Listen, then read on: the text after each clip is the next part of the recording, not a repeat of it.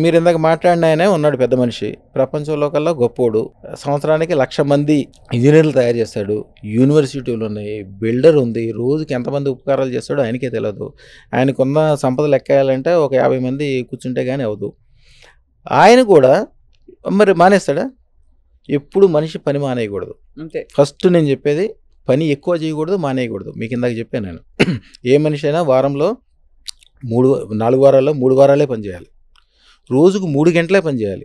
దానికంటే కొద్దిగా ఎక్కువ పని చేస్తాడంటే ఆడికి టైం అయిపోయింది. మిగతా టైం ఏం చేయాలి? లైజనింగ్ అంటే ఏంటి? చక్కగా మీరు పెద్ద పనులు చేయలేరు. ఒక మినిస్టర్ గారు అన్ని పనులు చేయగలడు. మీరు ఆయన ద్వారా మీకేం ఉపయోగం లేదు. కానీ ఆయన దగ్గరికి వెళ్ళి ఒక సపోర్ట్ ఇవ్వండి. ఆయన 10 మందికి ఉపకారం చేయగలడు.